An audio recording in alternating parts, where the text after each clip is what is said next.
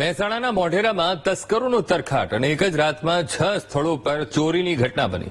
5 દુકાનો અને એક ઘરના તાળા તૂટ્યા। ચાલુ મહિનામાં બીજી વખત મોટી ચોરી થતા ગામના લોકોમાં રોષ વ્યાપી ગયો છે। ગ્રામજનોએ ઢોલ વગાડી પોલીસની ઊંઘ ઉડાડવાનો પ્રયાસ કર્યો।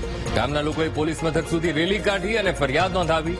વારંવાર ચોરીની ઘટના બનતા પોલીસની કામગીરી પર સવાલો ઉઠી રહ્યા છે। સાહેબ આ બે મહિનાની અંદર આ બીજી વખત ચોરી થઈ। પહેલી વખતે 6-7 મકાનો તૂટ્યા હતા, જગ્યાએ દુકાનો તૂટી હતી।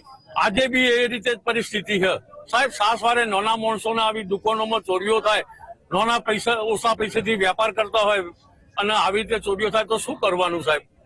મોઢેરા ગામમાં પોલીસ સ્ટેશનની હદમાં વારંવાર દુકાનો અને ઘરો તૂટે છે, તેની રજૂઆત કરવા માટે થઈને અમે સરઘસને રેલી કાઢીને એ પ્રમાણે અમે મોઢેરા પોલીસ સ્ટેશને લખાવવા ગયા હતા।